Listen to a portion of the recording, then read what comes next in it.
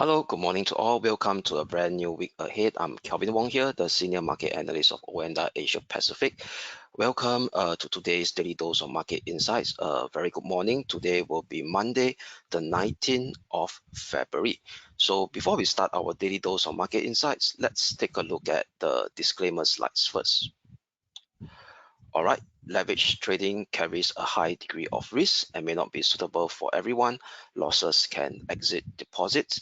This presentation is not an offer or solicitation to buy or sell, nor financial advice or recommendation for any investment product, as well as any forecast, prediction, or projection in this document is not necessarily indicative of the future or likely performance of the product. This advertisement has not been reviewed by the Monetary Authority of Singapore. Okay, so before we start our usual daily dose of market insight on the short-term technical analysis, let's have a recap of what happened on Friday and the various performance. I would say the intraday performance of the various cross asset classes. So very interestingly, the performance on last Friday was rather mixed. Why do I say that? Number one, we do have we call it a kind of desynchronization in terms of the risk on risk off linkage, because on last Friday we do see the dollar index actually fell by quite a bit. Fell but only marginally, almost unchanged, due to a pullback in the US 10-year Treasury yield. But however, the major benchmark US stock indices actually sold off in the second half of the US session. So the SPX ended the day on last Friday negative 0.48%, the Nasdaq down negative 0.9%, the Dow Jones Industrial Average fared much better, but still ended last Friday US session with a negative 0.37% performance. The worst hit was the Russell 2000, down negative 3.9%. So I do reckon that one of the possibility of that late US session sold off on last Friday was due to more of a profit-taking we call it activities that could actually drive this minor risk off behavior in the second half of the US session, as being seen on the major US stock indices, due to the fact that today the US session is closed for the entire day for a public holiday. So that could actually explain that particular we call it late Friday US session sold off or sell off. So if you look at the performance, if you look at the performance of the S&P 500 heat map on last Friday, we could see almost all the entire sector and the various component stocks all ended in the red or neither unchanged. All right. Only certain part of the defensive, the consumer staples and the healthcare sector managed to actually have more greens than red, if you look at the heat map as shown on my screen over here. So but if you look at from a intermarket perspective, right, if you look at the current situation over here in the US 10-year Treasury yield, all right, so if you look at the US 10-year Treasury yield, it still managed to actually be below last Tuesday swing high, which is around 4.3% level. So this last Tuesday swing high, if you could recall, is actually driven by a spike up by this hotter than expected US CPI print for the month of January. And what you see over here is that on Friday itself, the 10-year Treasury yield managed to spike up again, retest the last Tuesday swing high at around 4.3%, induced by the hotter than expected US CPI data. But throughout the US session, the 10-year US Treasury managed to back off a fair bit, right? Okay, back off a fair bit and close below 4.3%. So that actually transpired that the longer term cost of funding globally and in US, do not forget the US 10-year Treasury yield is a benchmark for longer term funding rates globally as well as in US, all right, due to the fact that the Treasury market is a major market globally for fixed income. What it means that over here, what is transpired that there is still some hesitance by the bulls to actually push up the US 10-year Treasury much higher above 4.3%. So that actually indicate that potentially, right, we could see a fallback in the US 10-year Treasury yield, but for sure it got to reintegrate back below the 200-day moving average, now acting as a support at 4.14 So it's more like a sideways movement for now, okay, at least in the near term. But that could actually potentially cap further risk off scenario. Why? Because if you look at the dollar index, so you know that the 10-year US Treasury yield and the dollar index move hand in hand. So if you see a rise in the US 10-year Treasury yield, that could put upside pressure or dollar strength coming back into the FX market. So how do we monitor dollar strength? We could look at the dollar index as per se, it's an index, all right? So if the index is moving up, that means, i.e., generally speaking, the dollar strength is prevalent. If the index is coming down, the dollar index coming down, that means we're talking about dollar strength remains capped on the upside, and potentially we could start to see dollar weakness coming back into the picture. So what you could see over here in the last few sessions, after that spike up, right, in the last Tuesday, induced US hotter than expected US CPI print, the market starts to pull back, and what you see over here, that pullback actually erased off that entire last Tuesday push up. All right, in this push up, and where did the dollar index pull back? It pulled back right exactly at the 61.8 PBoC retracement of that previous medium term down move from 3rd of October all the way down to 29th of December, right at the 104.85 resistance level mark, which is confluence with the 61.8 PBoC retracement that I shared with you earlier on.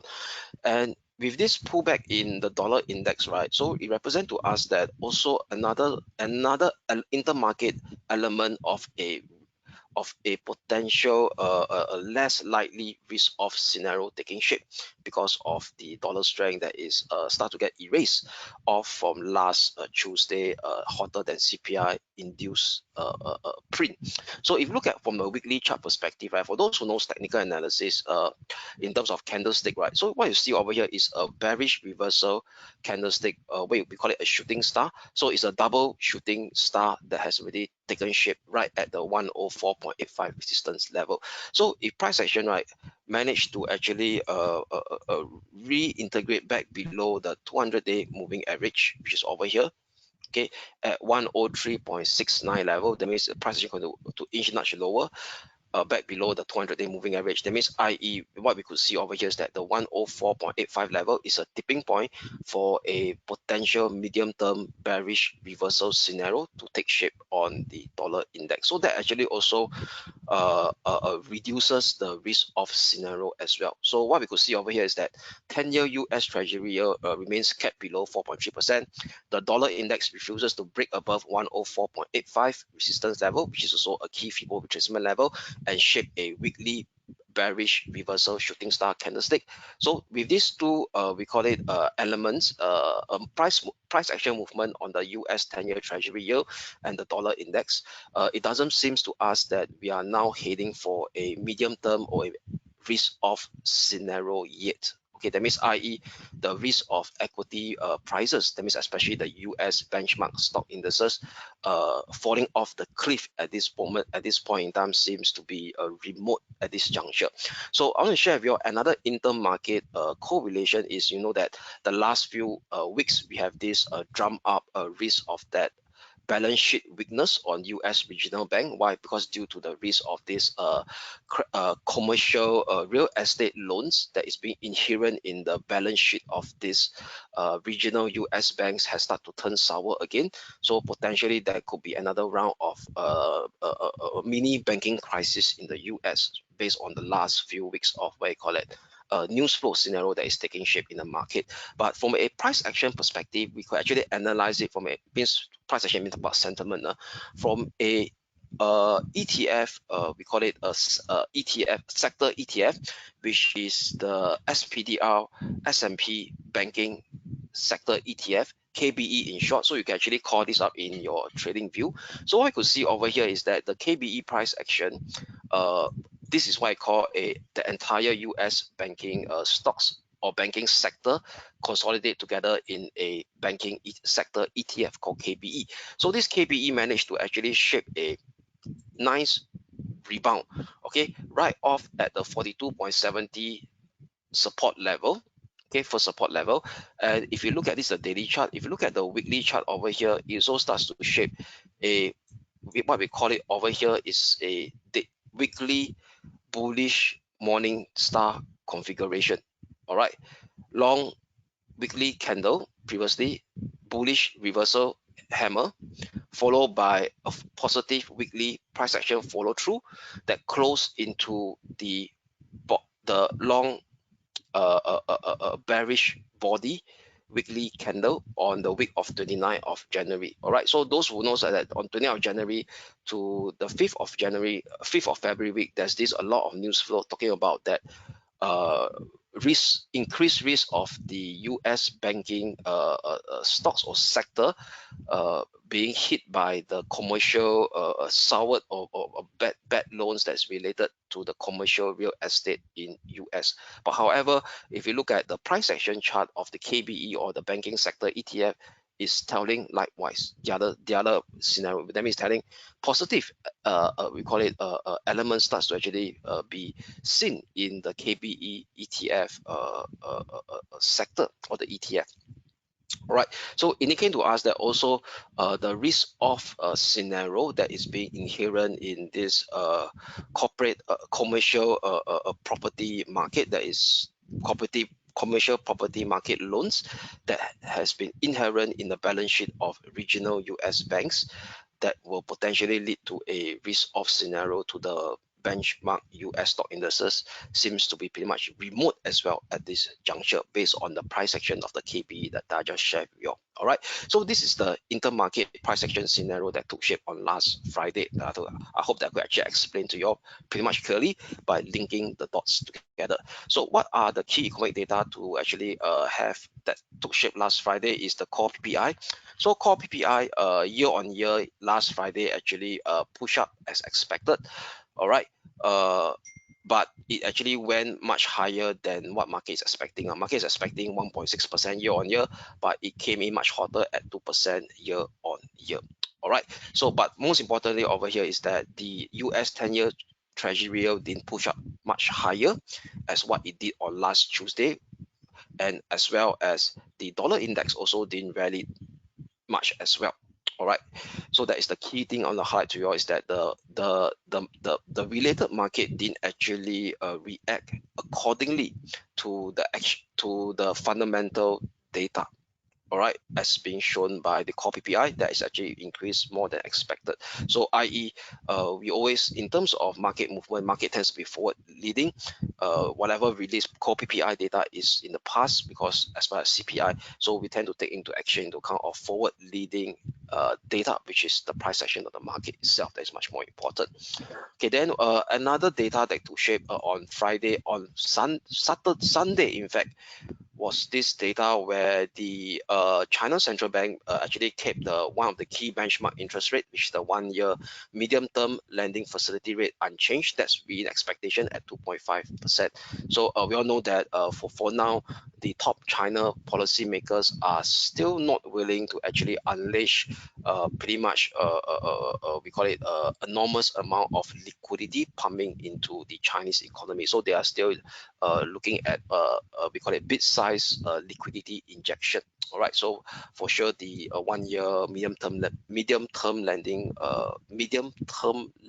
rate is still maintained at 2.5% on Sunday. All right, so now with that, okay, that is the key economic data that has been released so far over on Friday and over at the weekend. So now let's just take a look at the short-term technical outlook, all right, of the various cross asset classes. So let us start with the indices first, all right, the major indices. Okay, so let me expand my screen so that you guys could see. Okay, so let us start with the Hong Kong 33 index. All right, so the Hong Kong 33 index on last Friday, which is the Hang Seng, we call it Hong Kong 33 in our platform. So the Hong Kong 33 index last Friday, we maintained that bullish bias with the first resistance to watch at 16,525. So today there is actually a sell-off in the intraday performance early this morning before we speak at around 9:30 to 10 a.m. Singapore time. But what I could see over here is that there's actually some signs of appearance of hourly bullish candlestick that's been shown on the chart itself over here. Okay, right at the 50-day moving average. All right, the 50-day moving average at this point in time. So what we could see over here, I do not want to use this level, which is 16,170 as my key short-term pivotal support level. I'll use a slightly lower level at this 15,930. We also pretty much confluencing with the upward sloping 20-day moving average as well. And if you do the PBoC retracement of this entire push up from the low of 14th of February all the way up to last Friday's swing high, it's at the 50% PBoC retracement. All right, so as long as any potential pullback managed to hold at the 15,930 short-term pivotal support level, we will still maintain that short-term bullish bias for this potential counter trend rebound scenario to play out on Hong Kong 33, with the first resistance to watch will be at 16,525. Above it exposes the next resistance at 16,760/16,860. We also confluence with the upper limit of this minor ascending channel that I drew from the low of 22nd of January. Only hourly close below 15,930 will invalidate this short-term counter trend rebound scenario to see another round of choppy movement to retest 15,720. A breakdown below it potentially sees another further potential slide towards the next minor support level at 15,300. Okay, Nikkei 225 or the Japan 225 we call it. So Japan 225 continued to actually did a pullback in line with what happened that was seen in the major benchmark US indices on last Friday, but however still managed to hold above the 38,260 Titan key short-term pivotal support level that we have on last Friday. So price action now also in terms of price action also now try to shape some positive elements on the hourly candle. So on the hourly candle, it started to shape this bullish hammer candlestick, which kind of a positive price action follow through at this juncture on the intraday base, on the intra-session basis. So no change for sure. The 38,260 will be the key short-term pivotal support level to watch to maintain this short-term bullish outlook on the Japan 225, with the first resistance to watch as well will be at the current all-time high level printed in December 1989, which is at 38,957. Only an hourly close below 38,260 will negate this bullish tone to see the extension of this minor corrective decline towards the next support level at 37,570, which is the minor swing low area of 14th of Feb and 14th of February, and also confluencing with this former dotted green line. This former major ascending channel resistance now turns into a pullback support. So if I share with you on the daily chart, you'll be able to see it much clearer. Okay, so this was the former major ascending channel for March 2023 low. Previously resistance now turns into a pullback support as well at the 37,570 level. All right, so net overall still maintain that short-term bullish bias as long as 38,260 short-term pivotal support holds on the Japan 225. Okay, now what's next on the German 30? So German 30 pretty much mixed right now because last Friday we were bearish below this expanding wedge configuration where price action at the start of the European session managed to do a push up. Then after a push up, it hit that's the resistance level. Then thereafter it reintegrate back below this expanding wedge configuration again. All right, so given these very mixed elements that we start to see on after the end of the US session on last Friday, we were actually flipped to a neutrality stance for German 30 between 17,130 and 17,060 level. Only an hourly close below 17,060 level will reintegrate that short-term bearish bias towards 17,000 and followed by the 20-day moving average acting as support at 16,950. All right, so due to elements of mixed bag, we decided to actually turn neutral between 17,130 and 17,060 level for today. Okay, then now for the US major indices, the Dow Jones Industrial Average, which is the US Wall Street 30, we call it in our platform. So no change, price action continue actually to come down and bounce off from the first support level that we highlighted on last Friday, which is 38,560. So still no change, still using a slightly lower level as the short-term pivotal support, which is confluence with the upward sloping 20-day moving average as well at 38,365. So as long as 38,365 holds, we will still maintain that bullish bias on the US Wall Street 30, with the first resistance to watch will be at 38,950, 38,970. Only an hourly close below 38,365 will negate this bullish tone to see the another round of minor corrective decline to retest the last Wednesday minor swing low area at 38,065. Nasdaq 100. So Nasdaq 100 continue to actually hold above the 17,630 short-term pivotal support level, where price action actually sold off, hit this level before shaping that rebound, also confluencing with the upward sloping 20-day moving average as well. So no change. I'll be using 17,630 as the short-term pivotal support level for the Nasdaq 100, because this is a very clear, important level after that short-term minor rebound that took shape on last Friday. So still maintain that bullish bias as long as 17,630 short-term pivotal support holds. The first resistance to watch for today will be last Friday US session swing high at 17,840. Then thereafter followed by 18,000/18,030 level. Only an hourly close below 17,630 will negate this bullish tone to see a slight to retest last Wednesday swing low area at 17,500 level. Then potentially a break below 17,500 will expose the next near-term support level at 17,350. All right. So before bearing in mind over here is that we got to bear in mind that today there will be potentially less liquidity coming into the US market. Why? That I mentioned earlier or at the start of my daily dose, today will be a public holiday in US. So the US financial markets, that includes the stock market and the bond market, will be closed for today US session due to a public holiday today on Monday in US. All right, so net overall, what we could see is that we will still say that all the major stock indices that I highlight to you all are still holding above their respective key short-term pivotal support level, except for the German 30, where we turn neutral today on an intraday basis. Why? Because of mixed elements that's inherent in the price action on the short-term price action chart of the German 30 index. All right.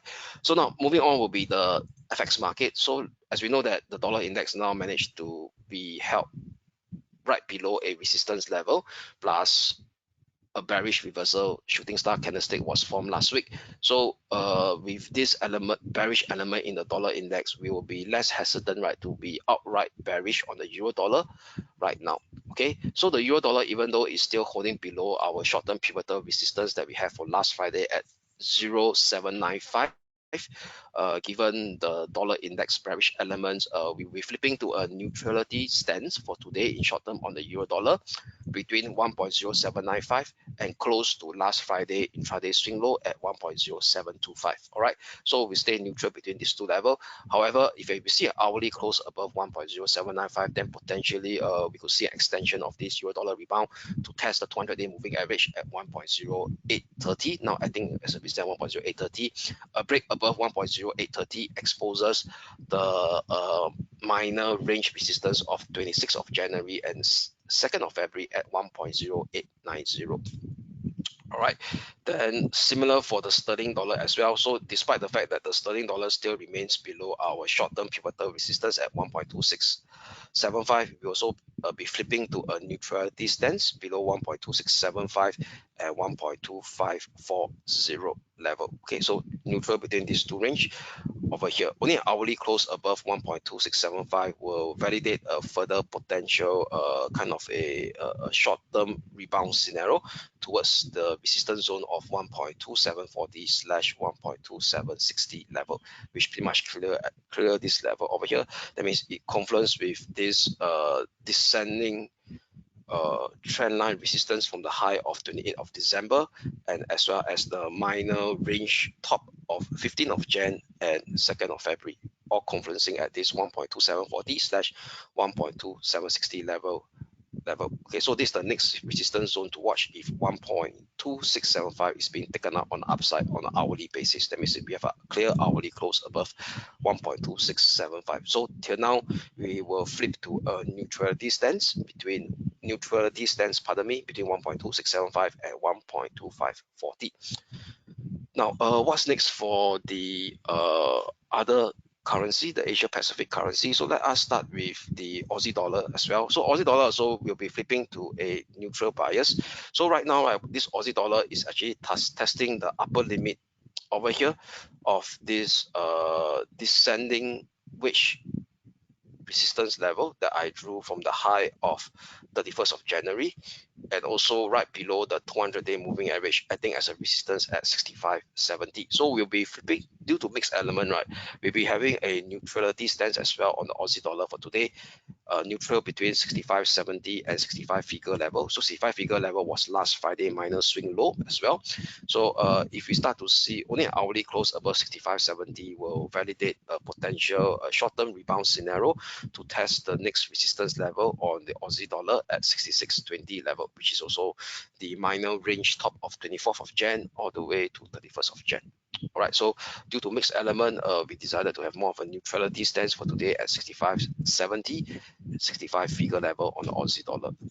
Okay, now dollar yen. So dollar yen, what I could see over here is pretty much bearish. Why? Because for sure price action has broken down below the minor ascending channel that I drew from the 2nd of February. Retested it on Friday, last Friday, right after that core PPI data that came in stronger than expected. Then thereafter we see a negative price action pullback on the dollar yen, indicating to us that the dollar bull seems to be pretty much hesitant to push price higher above 15070. So if you recall, 15070 was the upper neutrality short-term range limit that we have since last week, middle of last week, or last Thursday, I would say. So we'll be using 15070 now as a short-term pivotal resistance, given the negative price action that took shape on last Friday. First support level, so flipping to a bearish bias below 15070, short-term bearish bias. First support level to watch will be at 14960. A break below it exposes 14840 slash 14880 slash 14840 support level. We also confluence with the upward sloping 20-day moving average. Only an hourly close above 15070 will invalidate this short-term bearish bias to see a potential squeeze up to test the major resistance zone of 15140 slash 15195. All right, so that's pretty much sum up for the FX market. So now let us so what we see on the FX market over here is pretty much a bit of mixed element on the other pair, on various major FX pairs. So we decided to actually have a neutrality stance on the Aussie dollar, on the Euro dollar, and as well as the sterling dollar, but flipping to a short-term bearish bias on the dollar yen.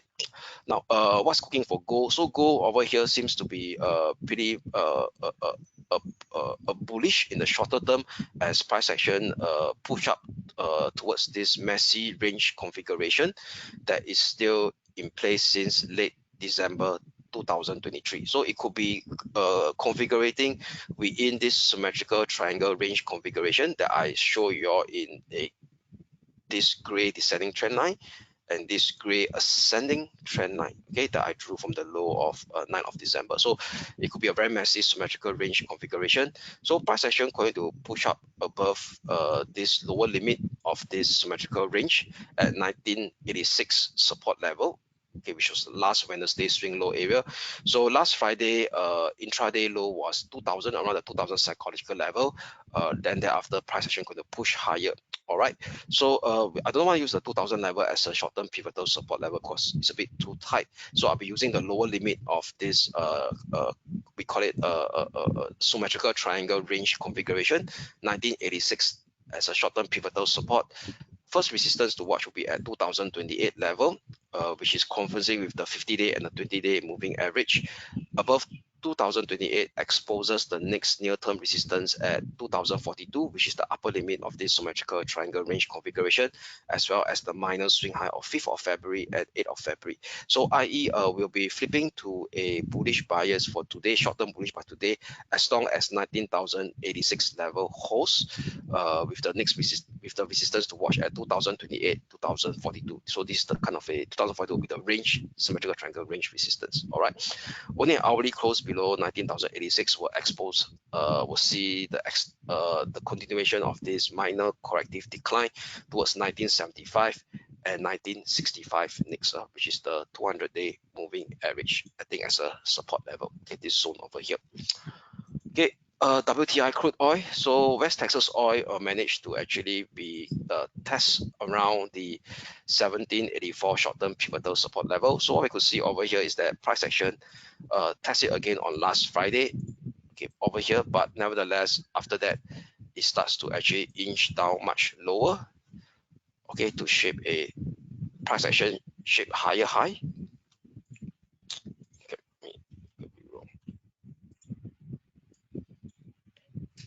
Okay, price action shape higher high, but the RSI starts to shape a lower low after hitting the overbought level on last Friday, over lower. So what it means that momentum has been upside momentum seems to be exhausted at this juncture, right at the 7840 short-term pivotal resistance level. So bear in mind this 7840 is also this symmetrical triangle range resistance that is in place since the high of 14th of November last year. Okay, so price action could be configuring in this symmetrical range configuration since 14th of November last year. Okay, so with that, for sure, 7840 is a short-term pivotal resistance to watch. So we will still maintain that short-term bearish bias as long as 7840 is not surpassed clearly to the upside. So first support level to watch will be at 7725. A break below 7725. Out means an IE and hourly close below 7725 will expose the next support level. Next near-term support level at 75, which is so confluencing with the 20-day moving average as well. Okay, so still maintain that short-term bearish bias on the West Texas oil. All right. However, if we have a clear breakout above 7840, then this short-term bearish bias will be invalidated to see a test on the next intermediate resistance at 7980 level. Okay, so that's pretty much sum up for the short-term technical outlook on the various cross asset classes. So before we go very quickly, let's take a look at the economic calendar, because we know that the US session today is closed. So it will be a pretty much quiet session up during the night session of the Singapore time zone later today. So for today, right, the economic calendar to watch out for will be pretty much quiet, right? Yeah, there will be no key economic data that is going to even release in the European hours as well. So a rather quiet session as well in terms of economic data release for today. All right. So with that, I wish you all a great day ahead, and thank you for your time. And we shall speak again tomorrow. Thank you.